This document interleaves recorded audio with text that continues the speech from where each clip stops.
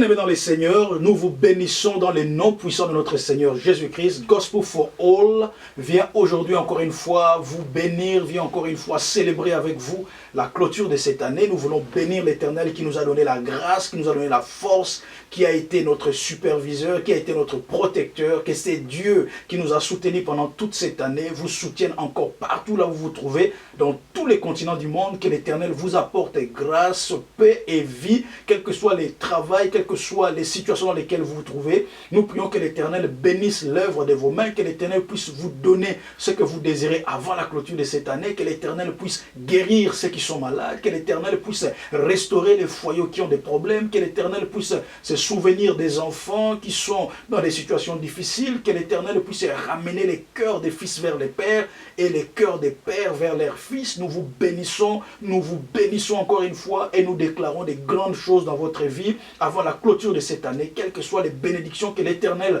vous a promises. Nous croyons avec fermeté que ces bénédictions arriveront à s'accomplir dans votre vie. Moi et Sabrina, nous joignons nos mains dans la prière et nous vous bénissons encore une fois avec tout ce que vous avez et nous savons que nous allons nous revoir en 2016 pour glorifier le nom du Seigneur et bénir l'Éternel qui nous accorde ces grands jours et qui nous accorde cette grâce de voir la clôture de cette année. Vous êtes bénis et que l'Éternel soit avec vous. Cette pause était importante pour que Dieu nous enveloppe d'une nouvelle révélation en ce qui concerne les sujets qui devaient suivre. Nous vous invitons à profiter de tous les moyens que Dieu met à notre disposition pour vous enraciner solidement dans la foi chrétienne. Dans cette deuxième partie de nos enseignements, résumés sur les thèmes majeurs de notre foi chrétienne, nous allons traiter brièvement du sujet intitulé « L'amour chrétien ».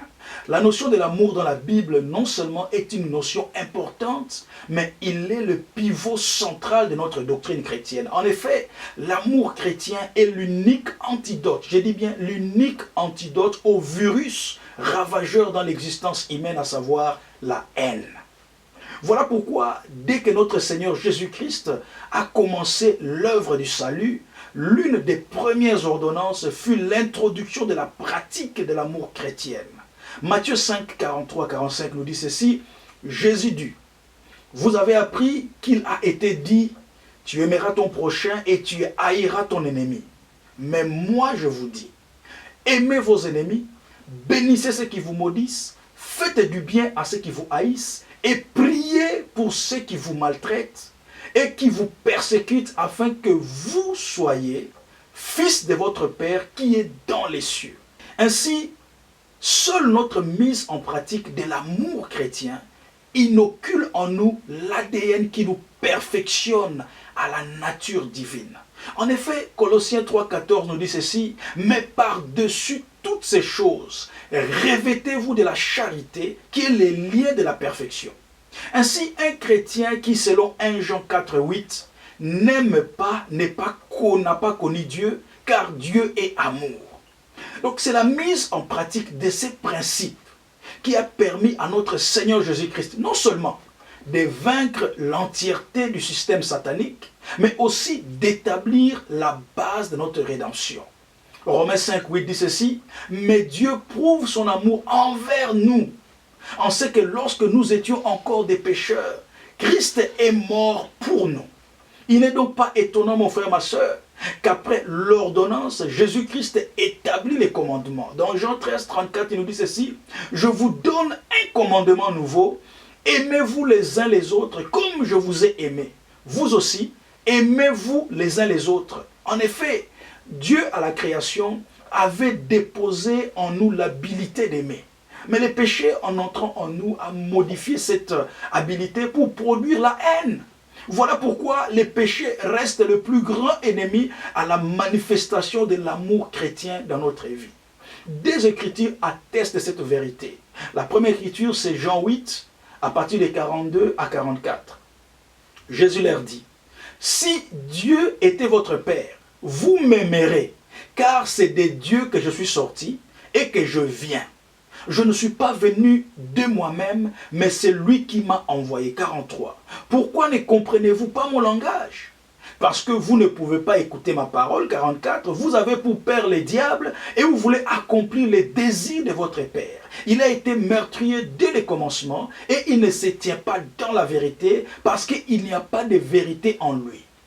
Lorsqu'il professe les mensonges, il parle de son propre fond, car il est menteur et le père du mensonge. La deuxième écriture, c'est Jean 4,20, il dit ceci, « Si quelqu'un dit j'aime Dieu et qu'il est son frère, c'est un menteur. Car celui qui n'aime pas son frère, qu'il voit, comment peut-il aimer Dieu qu'il ne voit pas mon frère ?» C'est pourquoi nous avons besoin de nous appliquer à cultiver l'amour. Cela est possible si nous sommes en communion avec le Saint-Esprit. Romains 5,5, or l'espérance ne trompe point, parce que l'amour de Dieu est répandu dans nos cœurs par le Saint-Esprit qui nous a été donné. N'oublions pas que le Saint-Esprit est le producteur de l'amour. Galates 5,22. Mais le fruit de l'Esprit, c'est l'amour. En effet, lorsque l'amour de Dieu, mon frère, ma soeur, est enraciné en nous, nos actions deviennent teintées de compassion envers tout être humain sans discrimination. La meilleure illustration de cet amour chrétien non discriminatoire est dans la parabole du bon samaritain. Luc 10, 30 à 37. Jésus reprit la parole et dit, « Un homme descendait de Jérusalem à Jéricho. Il tomba au milieu des brigands qui les dépouillèrent, les chargèrent des coups et s'en allèrent, les laissant à demi-mort. 31. Un sacrificateur qui par hasard descendait par les mêmes chemins, ayant vu cet homme, passa outre. 32. Un lévite qui arriva aussi dans ces lieux, l'ayant vu, passa outre. 33.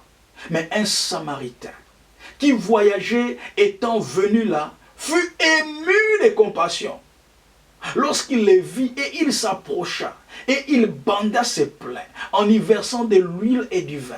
Puis il les mit sur sa propre monture, les conduisit à une hôtellerie et prit soin de lui. 35.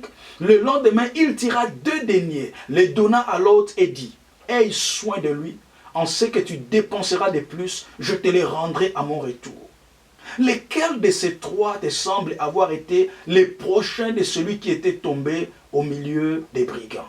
37.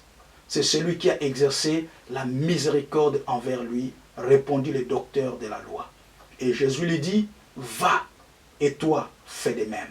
Jésus nous dit ici, va et fais de même. Je t'invite aujourd'hui, mon frère, ma soeur, à changer de perspective spirituelle. L'amour n'est pas simplement un mot pour les chrétiens. L'amour, c'est une mentalité, c'est une culture, c'est un style de vie, c'est une habitude, c'est un réflexe acquis en Christ. Voilà pourquoi notre premier motto à Gospel for All est « Va et fais de même ». Pourquoi devons-nous aimer? À cette question, il y a plusieurs réponses. Mais la plus remarquable pour cette session est tirée dans les mêmes passages de Luc 10, à partir du verset 25 au verset 28.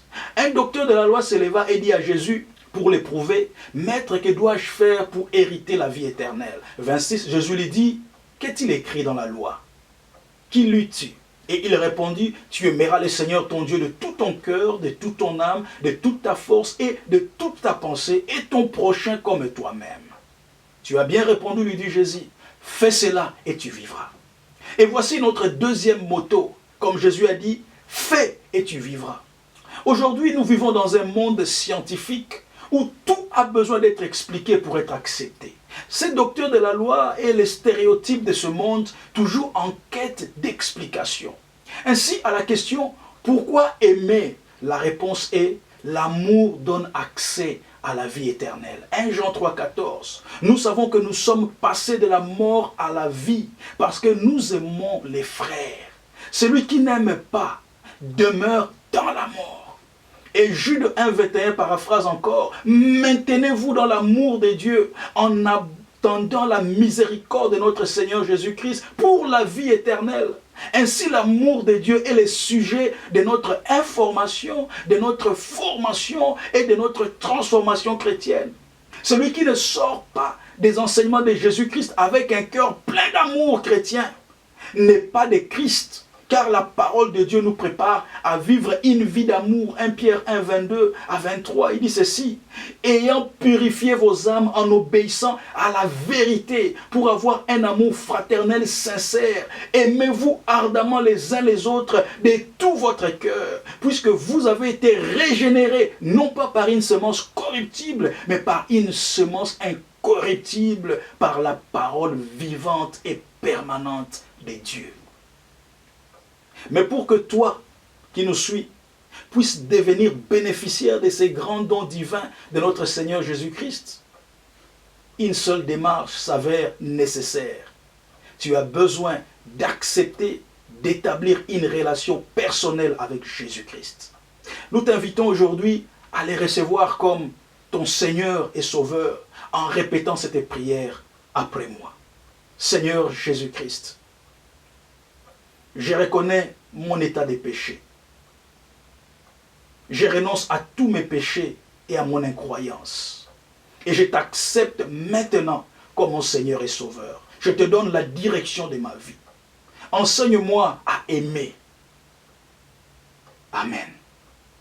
Tu es maintenant un enfant de Dieu et voici notre conseil pour toi. Lis la parole de Dieu. Médite la parole de Dieu. Rejoins une église remplie du Saint-Esprit où la vérité est prêchée sans compromission.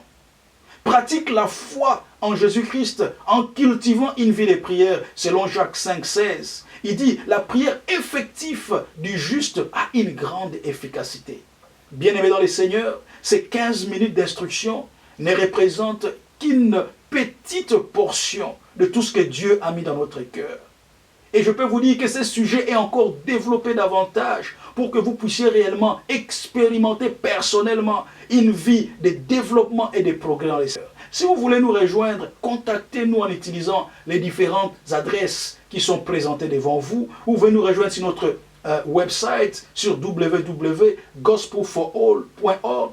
Vous pouvez encore souscrire dans les différentes pages. Vous pouvez mettre vos détails, votre nom, votre numéro de téléphone et votre email. Et vous pouvez aussi écrire vos témoignages et vos requêtes de prière. Et nous vous enverrons chaque mois une parole inspirée de l'Éternel que Dieu donne à Sabrina et à moi. Et voici nos autres contacts. Vous pouvez nous rejoindre sur gospelforall12@yahoo.co.uk. Vous pouvez encore nous rejoindre sur gospelforall12@gmail.com ou sur Facebook gospelforall12 ou encore sur Twitter @gospelforall12, YouTube gospelforall12. Que Dieu vous bénisse et encore une fois, souvenez-vous, Jésus-Christ est Seigneur. Amen.